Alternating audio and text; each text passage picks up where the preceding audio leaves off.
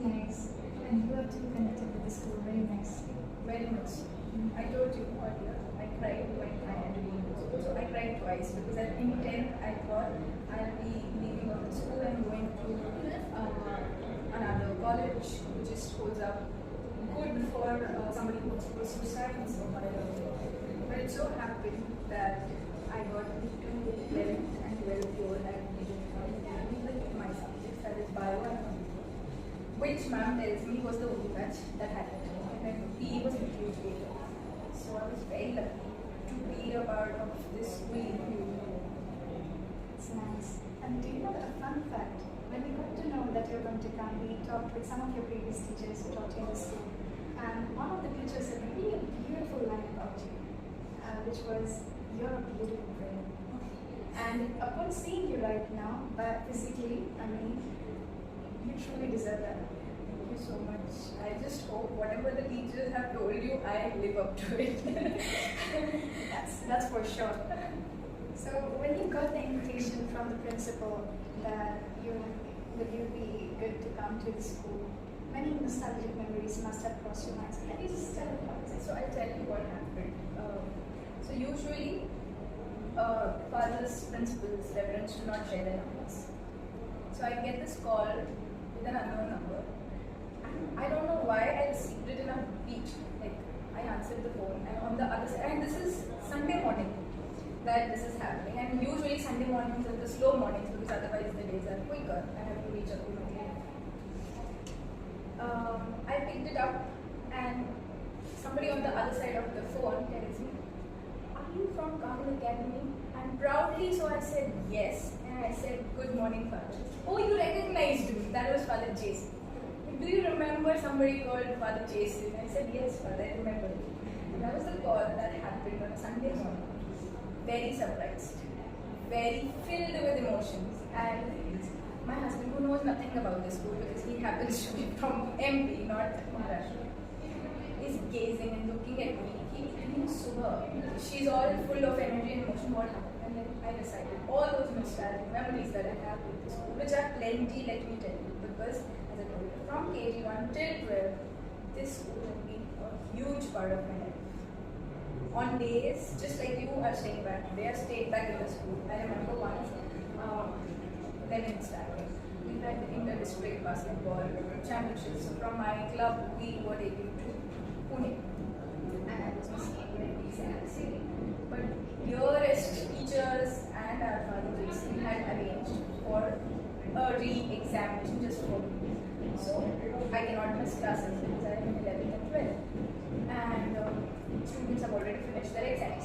So what would I do? I would stay back after my school during the coaching hours and write papers in the visitors room that we have today. And father would come and just check everything all right. And that everything all right gives you so much, courage, and those words sit deep in your heart. That made all the changes that has happened in my life. So be kind. Like, this is something that I took home from that "Are you all right?" That sometimes you just want someone to, intercept and tell you that I'm there for you. As you are Carmel yourself, which phase of your life was more fun? School or college? Or school. I don't know how much teachers have told you, but I was not straight brat. Like, I was not some goody or a goody two-shoe. I had my share of fun. I was mischievous. I loved to be among the top 10, but of course a great part of me was just masti. Like, I would have fun in whatever space I could. So recess meant that the small recesses for tiffins as a kid, and the longer weekend which we used to get after the 5th period for playing games. And we used to play everything from hide and seek to sitting on the ground, because at that point there was no paving. It was all shade of the trees and the ground, and we would sit on the ground and play make-believes, or we would be taking turns on the swings, the slides, and we used to be in queue waiting for our turn. And the seniors used to make sure that nobody gets it. And I always felt that someday I'll be the senior standing there, but that never happened because nursery when we were shifted to another side of the building, although we used to have fun when we used to stay back for cultural activities, then we would be just a few people, practicing, and then the teachers were so sweet, they'd be like, "Haan, theek hai, chalo, 10 minutes on this week." So that are part of the mischief, but I think in the school days, the best thing that you have with you is the innocence. And day, since I deal with kids as part of my profession, I feel that that innocence is going away somewhere, which needs to be safeguarded. And that loss is happening more so because of the exposure to screens in forms of mobiles or televisions, and the exposure to everything through reel. So earlier, the interaction that you had with books was the interaction that you had with your memory, your imagination. Those stories had a connect with you. Now those reels are uncontrolled. In 1 minute, you will go through 60 emotions because you're just scrolling through, and that sometimes creates a sense of void. Because you don't know how. If you start looking at the reels as a happy person and then you end up looking at things that alleviate your mood, you end up with aggression rather than with the feeling of being happy, which doesn't usually happen with a novel. Because you open the novel and it usually ends on a good note. So no matter with what mood you open it, you always end up feeling good, a feel-good novel. Take home something with you, which is not the case today. So that is something I feel is lacking today, the innocence of all of it. That's why probably we all want to keep going back to our childhood. So as kids, we always want to be grown-ups, to take control of everything. But as we grow up, we realize the real control was in the childhood. That is what I feel. That's why I miss school more than that. So, as you have seen, you have told us these sweet memories of your school days. We would like to know about your college days. What are unforgettable memories from your college days? You mean my graduating? Yeah. So graduation again. So like I told you, the foundation lays in these years, 10th, 11th, and 12th. Rather, I would say it starts from the very beginning of your school. The moment you like going to school, it is not because you have friends to play, you have books to read. It is more because you feel safe, you feel connected. If you take that foundation with you to the next level, to the next door, in my case, the graduation college, you associate with people, feeling, and teachers who resonate with you. That means who share the same compassion, who share the same thought process, who give you the same warmth that you are filled with. So graduation was pretty good for me, and I had always been a student who respected teachers. That not only happened because my mom was a teacher, but that happened because those teachers I came across in Carmel Academy never demanded respect. They got it because they touched some nerve in me. They made space in my heart. So that developed, that habit developed, and when we went to college, we were the person that we were. So as everybody says, these are the building years, and then you just keep changing shapes later, slowly and steadily. As much as you grow from your nursery to 12, that change happening in 12 to 14 years, and the change that happens later on in the life, there's a magnitude of difference. Because till you cross your 12th and get into graduation, you are soft. It's easier to move. Things become harder, and you get like soft, and the changes become. So graduation was pretty easy. I had very good sets of friends. One of them still my friend. Like a lot of them, but one of them still a very, very dear friend. In fact, before coming for today's talk, she messaged me because she got to know that I'm, going to be in the school, and she knows how dearly I hold the school. Similarly for her, she holds her school very dearly. She texted me, "Best of luck to you." And that is something you need. Of course, I would strive to be my best, but somebody telling me that they are confident of me gives me just that one more little ounce of confidence to become better, to address you better. That does it. But apart from that, I was very curious in my graduation also. I wanted to do every possible thing because that's what this school instilled in me. Try out everything that you can. Ask questions. Probably find out things you are more curious about. So I did that in UG college also. So during the day, when in college, I would attend the classes as well. And then the next thing I would do is either go back and play some basketball with some juniors or seniors who was there, because I was very enthusiastic about basketball, although my height doesn't tell you that. But I love doing that. As I told you, I was never a bookworm. Like, I would not just sit with the books, I would want to do everything. So I would do that, or I would go and have a good swim, or sometimes just to be with myself, my books, and the books need not be just the curriculums. I'm a picky reader. I'm not a very keen reader. I'm not a voracious reader. I can't do that. But when I pick something, I usually try and tend to finish it off. So yeah, I read a few very wonderful books that again shaped what I was getting into, and I had wonderful teachers who mentored me so well that at one point where I never wanted to be a pediatric dentist, because I always thought that pediatric dentists deal with kids and they instill pain and the kids cry. But during my internship, I saw the other picture, the other side, where pediatric dentists were delivering such good care that patient would walk out smiling out the day, and that the compassion that they brought to the table and the energy that they had to put in just to make that one filling right, or that one beautiful teeth. I loved the energy of it, and the best part was the stories that they made. Every kid will tell you one story. So, and they will teach you a lot. So I'm not lying. This day before yesterday, I had a 5-year-old, and she comes to the chair, and so this operatory of mine, the clinic of mine, has a play area. So the waiting has games, books, toys, and she usually comes, takes something, plays with it, and then enjoys. And that is how I want it too. Because once they are comfortable, then it becomes easier for them to take on the treatment. And she'll walk in and then she'll demand to see something on the television. Because at home, mother has said no screen time. So she loves to come to the clinic to play and to watch something on the screen. So she tells me, do you follow Marathi? Yes. Aaj tu mala he dakhvacha. Today you are going to show me this. So certain cartoon she said. And so the first time she had come, my TV was lagging. So I said, "Hey, iski to good morning hi hai." She had come 10 in the morning, and we were just trying to set up everything.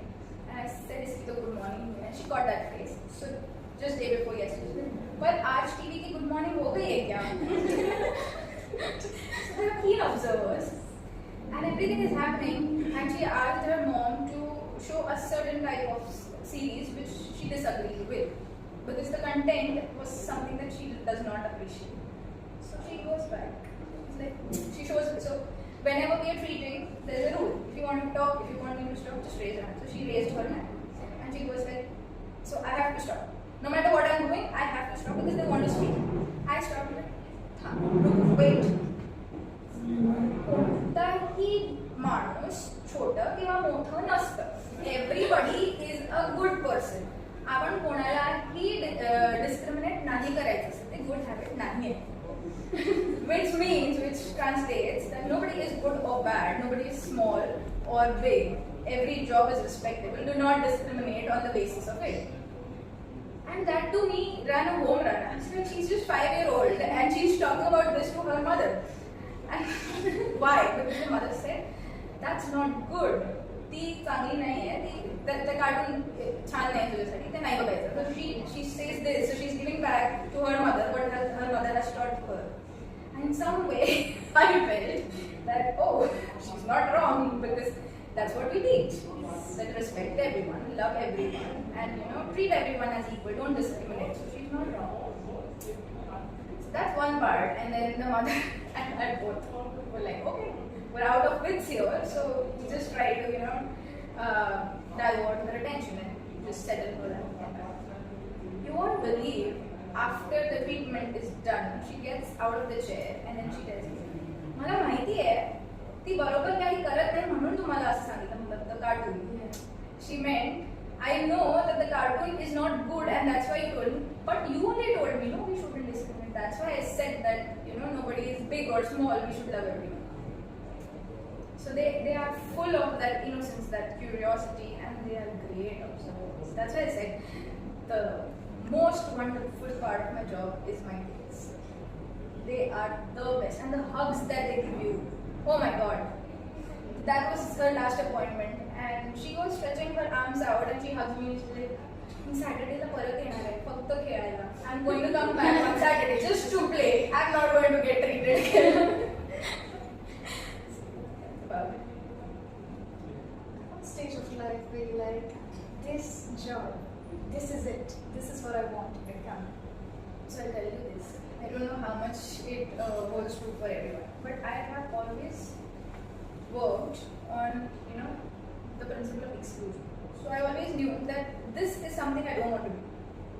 That is what I always knew. Even if I'm not very certain of what I want to do, I will always be certain of what I don't want. Which made it a little bit easier for me. So in the 11th standard, I was very sure I don't want to take up engineering at all. I would be doing something which comes under the medical fraternity. So I chose bio and not math. After 12th, when I was giving my NEET, no, at that point we didn't have NEET, we had all India, PMT and all India exam. And so my mom, being from the same fraternity, she's a visitor. She made me give all sorts of exams. So I've given Kerala, Karnataka, so JIPMER, AIMS, AFMC, AIPMT, PMT, all those exams. And once I was done, and then she asked me, "Are you sure you want to take MBBS, right?" I said, "Not at all. I don't want to take MBBS." And she's perplexed because at that point, this I'm talking about, say, in 2011, MBBS was the degree. If you don't get MBBS, then you turn to BDS or BMHS or Ayurveda or whatever. But I always knew I don't want to be into MBBS. And you won't believe, the college that I pursued my BBS from, I was getting an MBBS seat. And again, my father was there with me for the admission. And while he's, we fill the forms and we're giving the fees to the accountant, and my father just held on to it and said, "Are you sure you want to take BDS and not MBBS?" Because for them it was a shocker that this girl doesn't want to be a physician or a MD medicine or something, but wants to be a BDS, which is looked down upon. Yeah.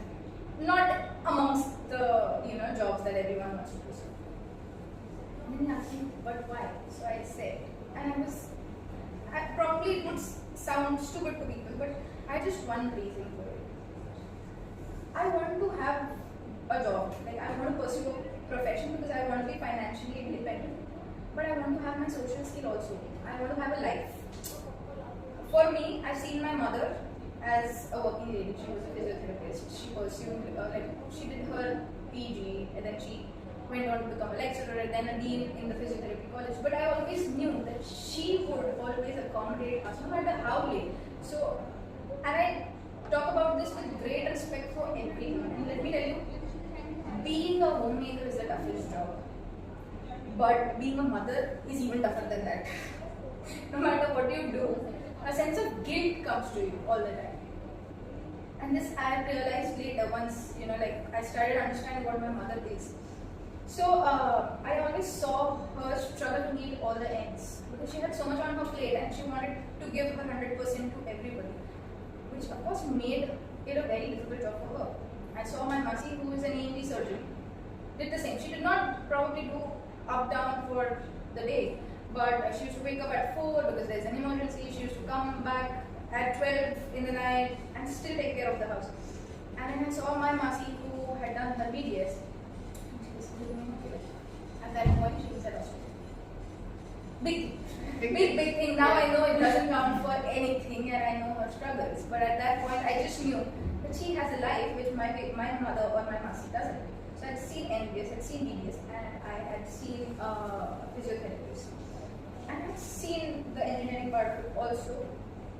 Thankfully for me, everything was happening in the home. And I could see everything firsthand. So I decided, I can't take up MBBS because I don't want emergency calls. I'm not the person who would be okay to pursue it for all of my life.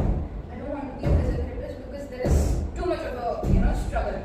Because at that point, physiotherapists were not talked about highly. People didn't know their importance. Everything has come up slowly now. Physiotherapists are on the top of the scorecard. Because people know what they do, how they do, why it is important, and day by day we need them because our jobs have become easy. So I chose me, as I told you, choose you, and I thought BDS is something that gives me wings. I was in certain way a little creative. So dentist is basically how do I tell you? So it is an amalgamation of an engineer, an artist, and a science student. That's how I also saw it at that point. Okay, chalo. I like to be creative. I can get that. I have pursued science, so there is a lot of application, and it gives me a boost. And overall, I am happy because it gives me a respectable job to do. And if I try, I would somewhere reach near the top. I can. I want it. That's how I ended up at BDS. That's it. And a lot of friends always, as I told you, people who do not get MBBS strive for dentistry. And I would always have this debate, but this is also a good stream. Like, this is the stream I chose. And probably I could never see, on the same lines as they could because their goals were different from mine. But I still feel that my decision of choosing BDS for the reasons that I choose still holds true to me. That's what I said. Choose and then be firm on your decision and strive to work it out. Had I not chosen BDS on my own, and if I were forced by anybody, I would have come back in a month, for sure. Because as MBBS is, BDS has more, things to do.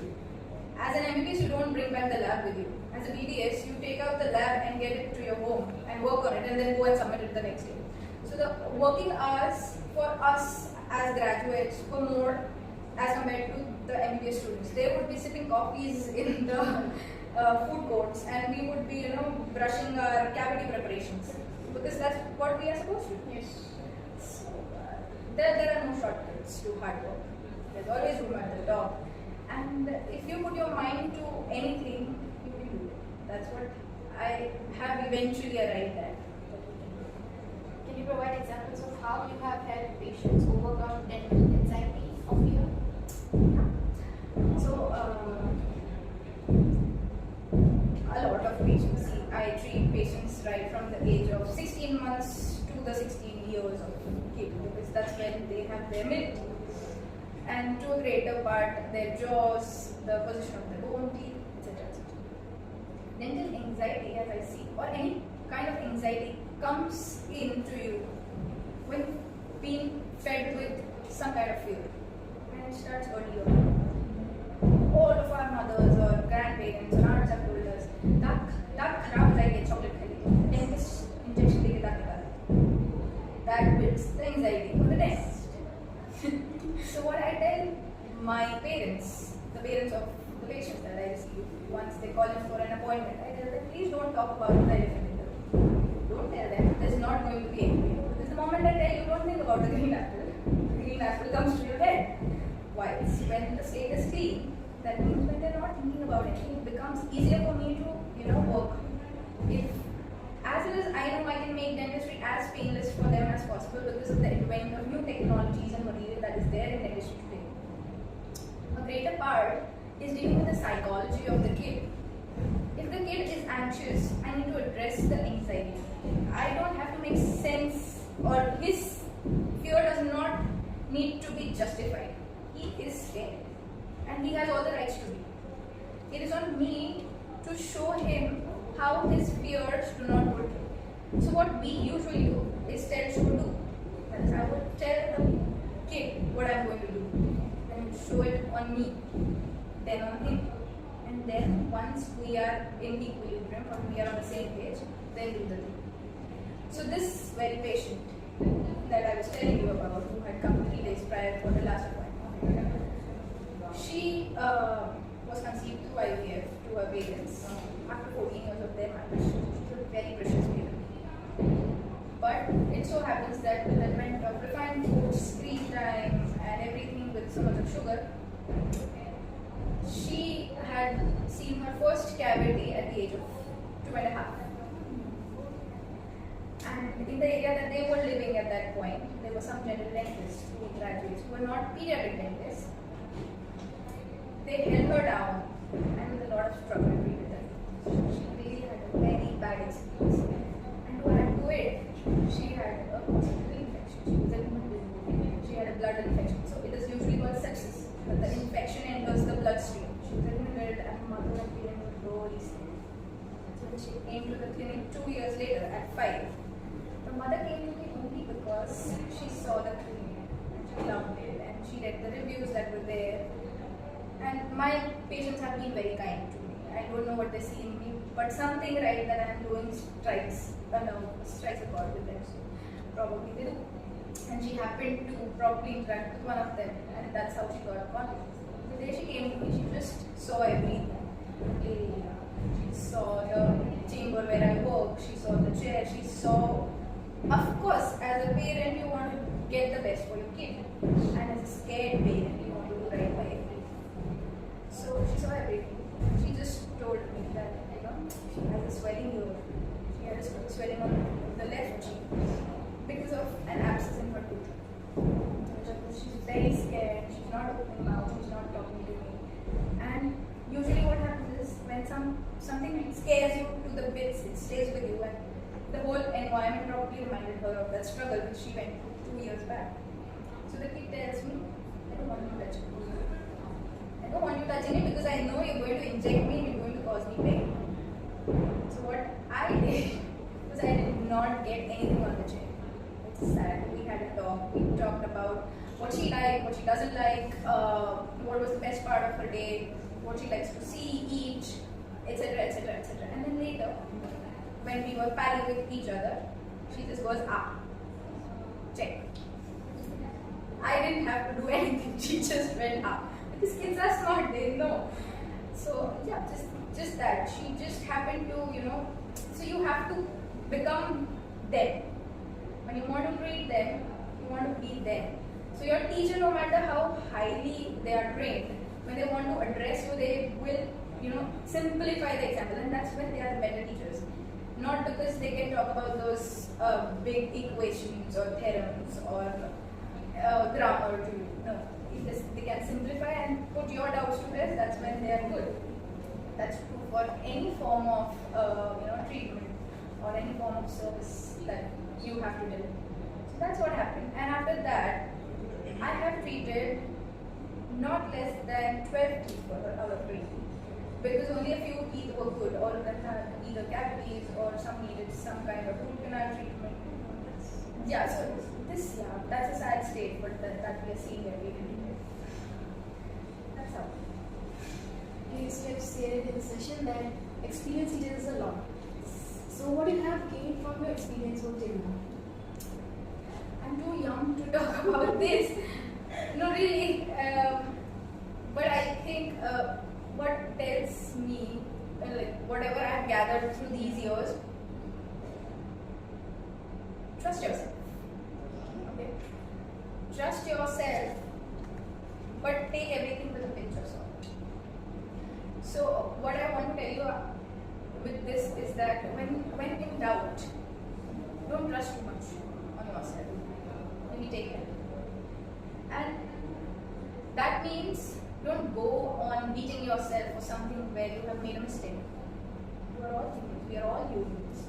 And we are all pencils with erasers. Always remember that. I remember that because if you are very good students, the teachers will expect, parents will expect, you will start expecting out of yourself. So when I did, and so I said that in 7th standard I failed my maths. That was the first blow. But after that, I could practice, and then after that, and that was a unit test. So I did not fail. I was on the border. From 25, I had gotten 13, so I was almost there. But that was the first blow because I was amongst the first 10 all the time. But after that, I made it a point that I would work on it. When I entered my graduation, all the subjects were alien. Anatomy was alien. You just have to memorize it, because if a muscle goes from here to here, it goes from here to here, and it is called something. There is no logic in it. Someone found it, someone named it, and now you have to learn it.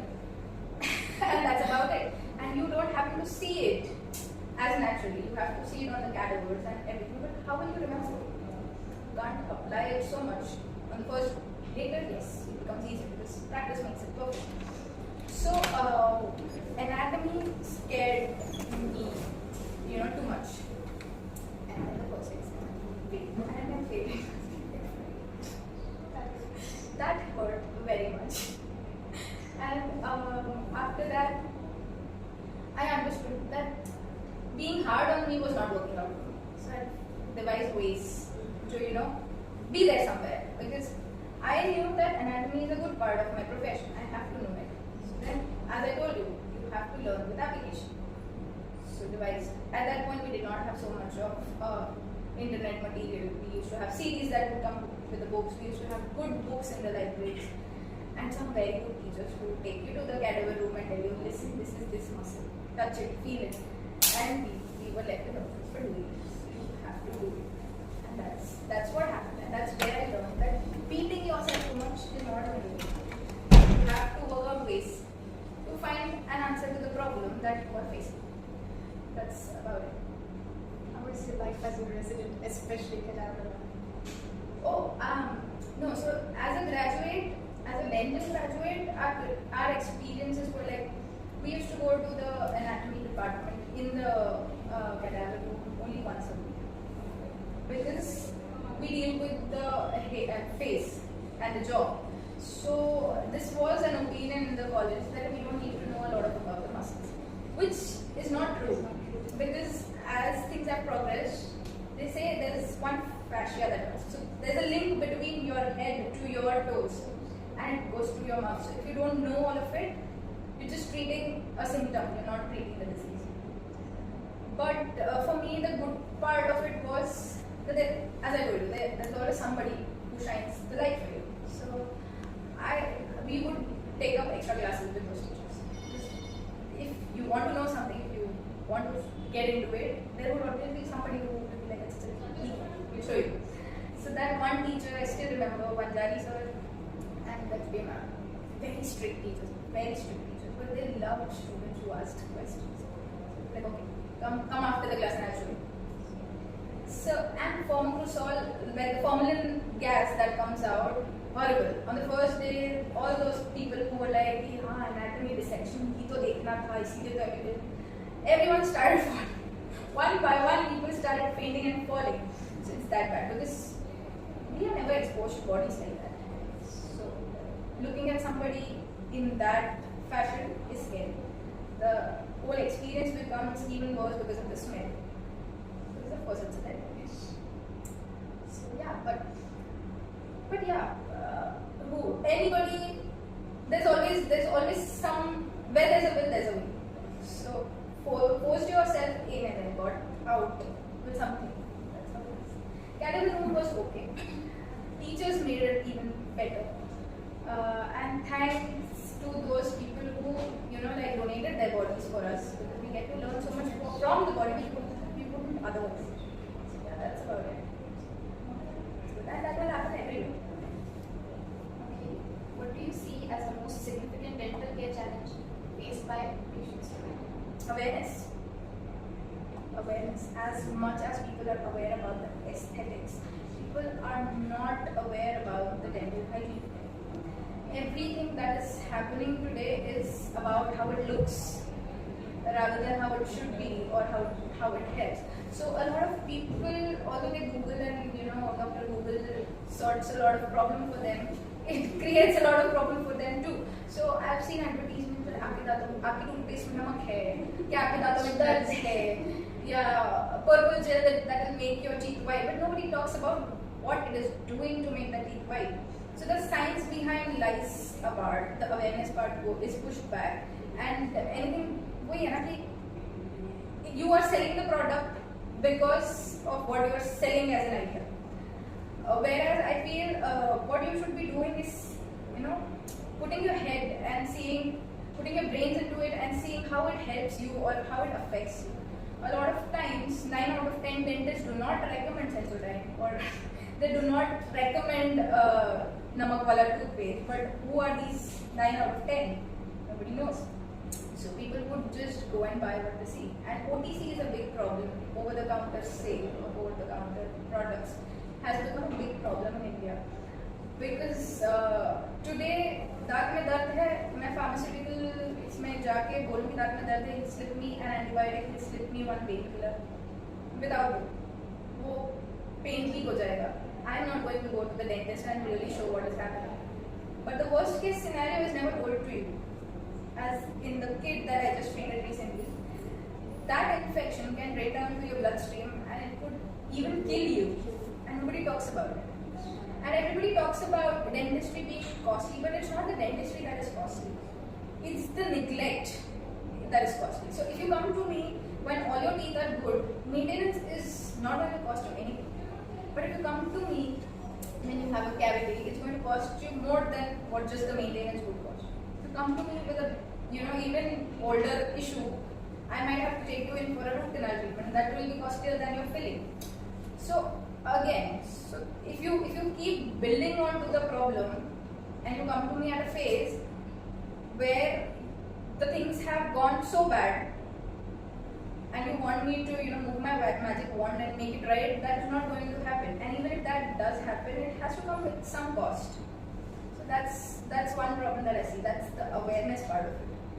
So that has to come up. That has to start from the very base, like schools. So we would say house, but yes, everybody in the house knows that you have to brush. But how many of you are actually brushing properly, or brushing when needed, or flossing? In the school. So in the school also, we do evaluate the height, weight, the well-being of the kid. But how many schools really have the forms where they have to get their dental treatment or their dental assessment done yearly?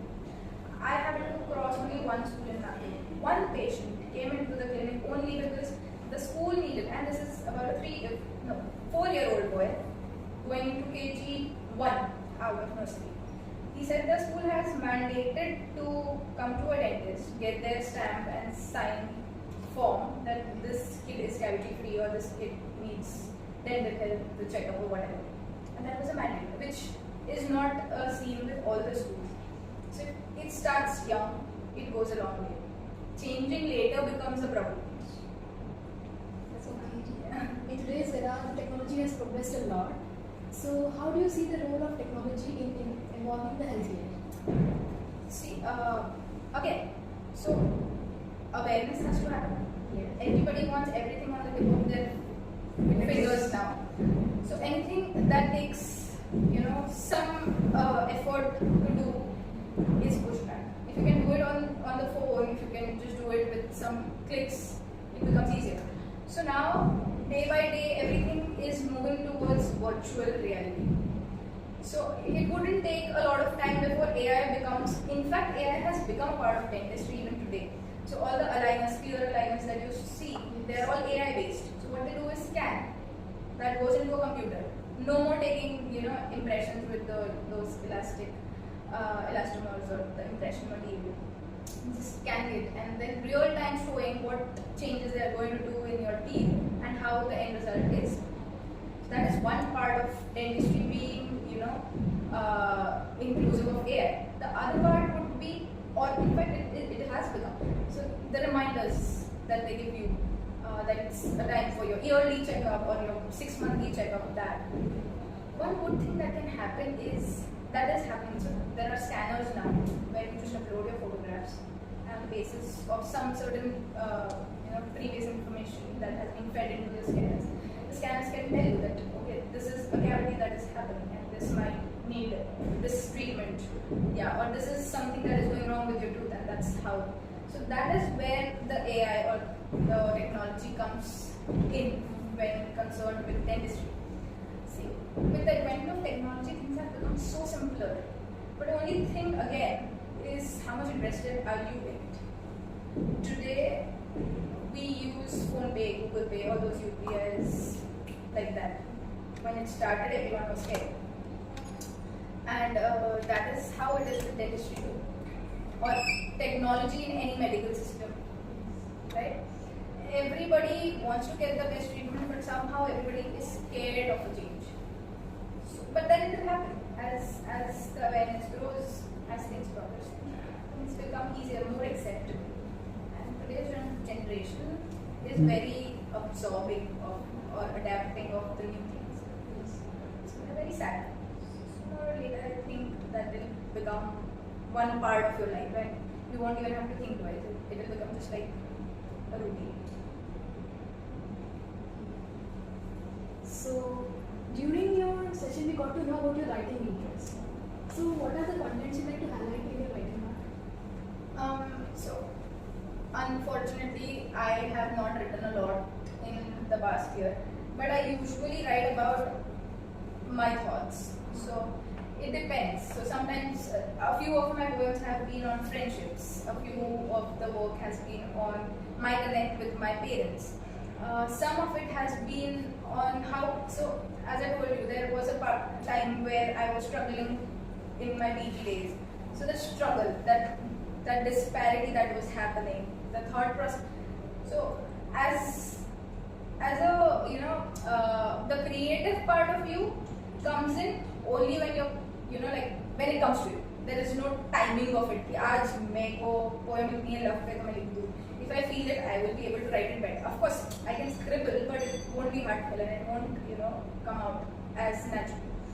So, yeah, but a lot of it has to do with an empowered person, more than just an empowered woman. I would say an empowered person, and the role that family or your inner circle has played to make you that. Apart from your own mother tongue, have you learned lots of languages? Which one is more fun for you or the most difficult? Actually, learning new languages, but it's funny. But my friends used to say that I'm angry only English comes out. Properly credits to Carmel because speak English has been highlighted everywhere. So whenever I'm agitated, angry, or too full of emotions, and I'm like, and then my friend would be like, Hindi mein baat kar lete, tere jitni English nahi aata. That's just their way of diverting me. But I still remember I was in 12th, and that little corridor in front of the staff room, and as I told you, my friends are not my yes men. They would always disagree with me on something or the other in a good way, put me into a perspective. They would not always be like, sahi hai. If I'm wrong, they'll challenge me there, which is one of the great things that I have with my friends in that position. So, always girls versus boys in the school, at least. And we were a group of 6 people, girls and guys, together. And it so happened that during our once in the week games period, the guys wouldn't give us the basketball, and the girls wanted to play basketball because we can't play football. The guys would leave the ball, and we just having that, नहीं ये तुमने नहीं करना चाहिए था, नहीं तुम नहीं, but हम तो पहले पहुंचे थे, and all those things were having like heating up, things were heating up. I don't know what I was saying. I just lashed out at one friend, and he was like, "Split तो खत्म हो गया है, but I have to tell you this." गुस्से में ना इतनी English आ जाती कि हमको समझ ही नहीं आती कि तू क्या बोल रही है. And we just laughed, and it dissipated. But that remains with me, and yeah, that happens sometimes. So English is home. Apart from that, I do enjoy Hindi, and one thing I love, like you asked me, which is the language that I enjoy most, Marathi literature. Wonderful stories. Even if you go watch one movie, they will be coming in from such depth that it will, put things on a perspective for you. Every movie. The language in itself is very rich. With that, the stories that they have, amazing storybooks. Although I've watched a few Marathi dramas here, I've watched a lot of Marathi movies. The kind of Marathi that we hear around us is not the greatest dialect. But if you go to Marathwada, Pune, no, not Mumbai. Mumbai is a cosmo. Pune, Marathwada. Literally, वो बोलते हैं ना कि अमृत. They're very sweet to speak, so they are meaty cholis. Even if they want to give back to you, you won't mind it. They're very, very sweet. Yeah, very nice. All-rounded words. They will not, take shortcuts in their language. Full sur mein they will sing and talk to you, which is very wonderful. So yeah, I enjoy that. That's very nice. And I also wanted to ask your perspective in balancing. I it's an skill, it's an art. And medical professionals, I usually read articles where medical professionals say it's very hard to balance their life. What do you think that? See, balancing is a very broad term, but I think it's never a balance, it's an equilibrium. Balance is 50-50. But when you talk about equilibrium, there are both the entities making 100%. So sometimes it's an 80 on your family, sometimes it's a 20 on your work, but sometimes it's 100% of your work and 0 on your family. That is where your family comes in, which is in. So on days where I am struggling to give my 100% or my 20 to the family, my husband will pitch in that extra 8 to make that 100. And that is what makes things work. So today, every woman is a working woman. Everyone should be, irrespective of if they are a woman or if they are men. Being financially independent, making a mark out there is something that has to be done. But when my mom, like when we were kids, it was a concept which was not, addressed well or not received well for that matter. So even today I feel there are some houses where the women walk out only after they finish their household duties. And that will stay as such for quite some time, I feel, unless the men of the house become empowered. We always talk about empowering women, but I think the onus here lies with the family to empower the men when it comes to the household.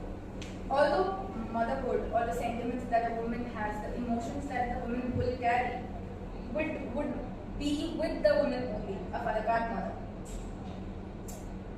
No matter how hard they try, there would still be that 0.1% that a mother would do better.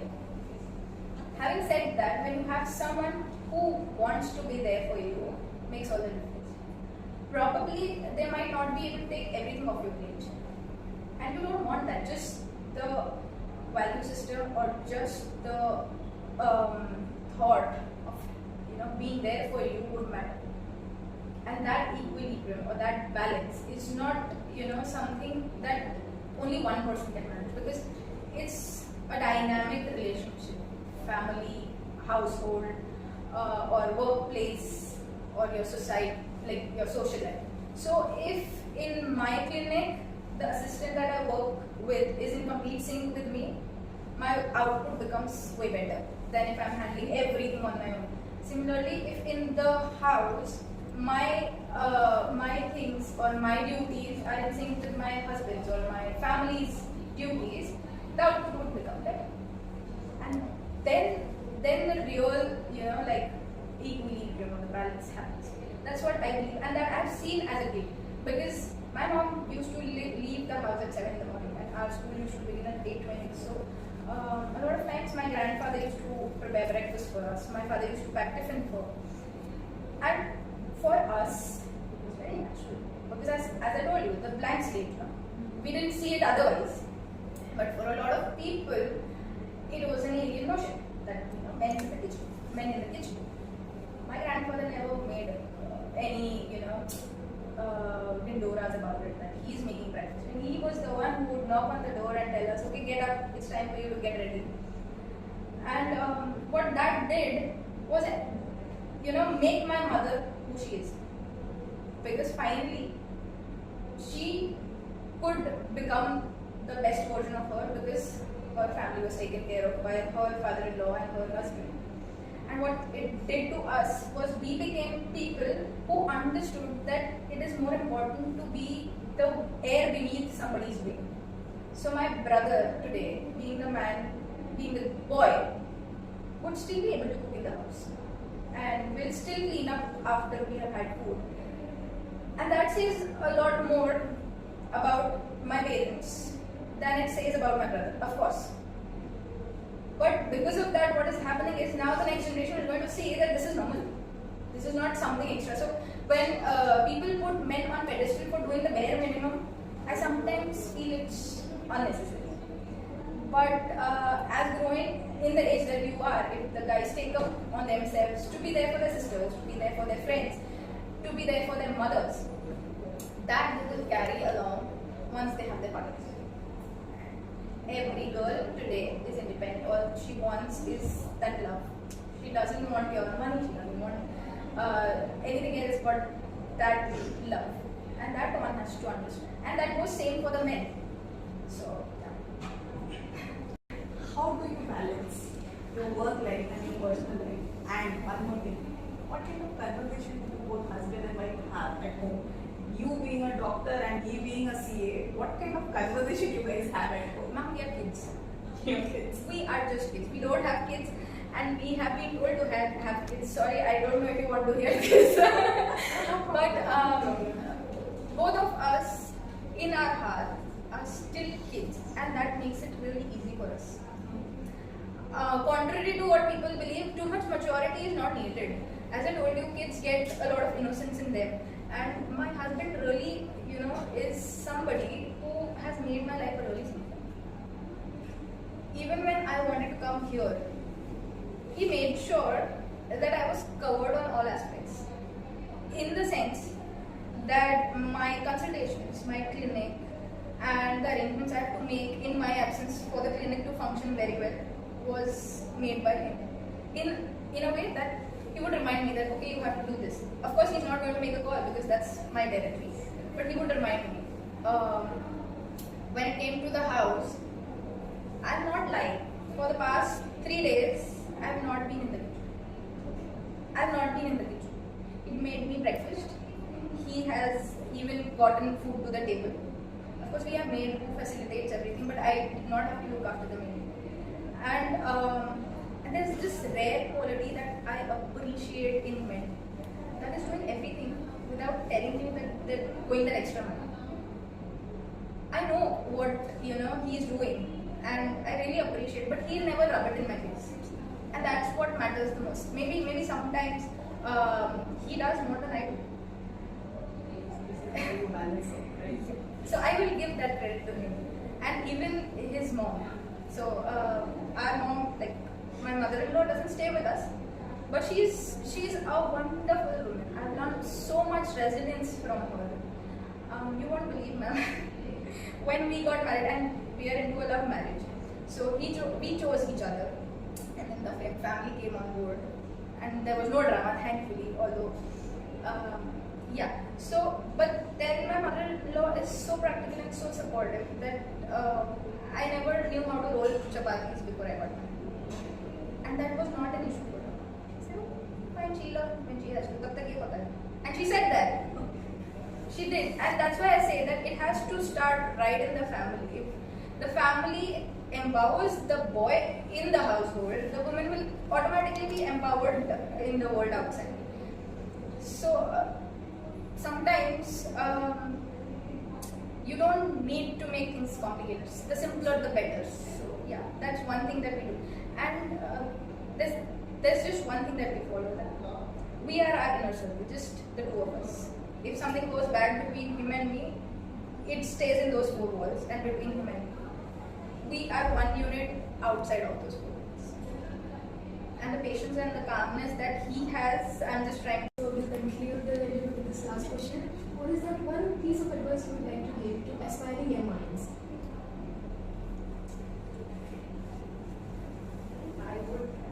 There are two things that I would say. One, don't be scared of making a mistake. Choosing a profession is a huge task, but don't burden yourself with it. Yes, give as much as time as you can. Give it your 100% thought before you enter any stream. But even after entering the stream, if you realize that your heart is in some other profession or in some other stream, don't be scared to try that arena.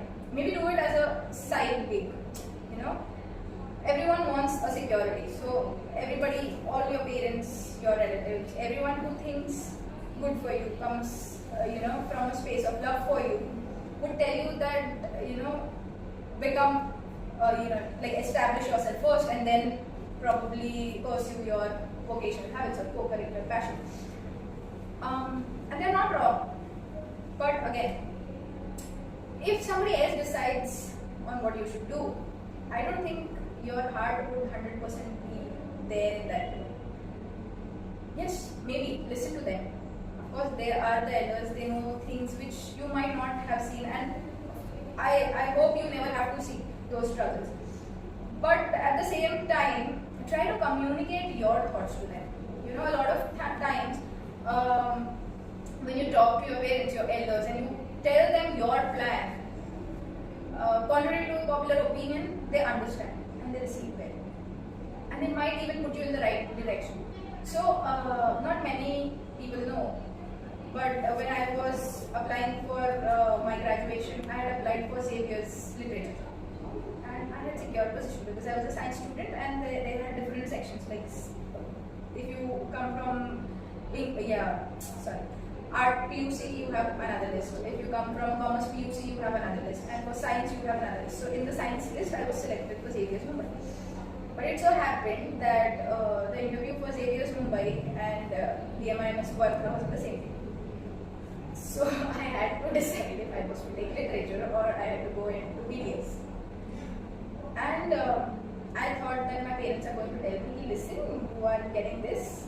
You know, not many people get this. Take this branch, and you don't have to even think about that, because arts was always like, जिसको science नहीं मिलता है वो arts लेता है. But what my father told me, and in fact my mother was also there, what my parents told me was, you choose what you want to do. There's always room at the top. But if you are choosing literature because you think it's easy, nothing comes easy. You will have to work as much as you will have to work for BDS. But you make sure that your reasons for choosing a certain branch are true to you. And 2 hours, I had decided that I'm not taking literature. Because I wanted to pursue literature so that I can write, so that I can, probably become a published author and then get into mass comm and everything. So aspiring to be on the news as a news anchor or something like that. But that day and today, what changed in me was I understood that there is a power to communicating your thoughts. Sometimes the door might look closed, but if you knock on it, they will open. And that has to be done. So don't be scared of making that mistake. Don't be scared of falling, or don't be scared of trying new things. Do it. And let your safety net be there. The safety net would be your strength to try on things. And the safety net would be your parents, your teachers. That's what I've been saying in the last talk that you were saying. No matter who you are, they will always love you for who you are and not what you are. You don't have to be a collector, to get there right. That, as it is very relevant. That's true.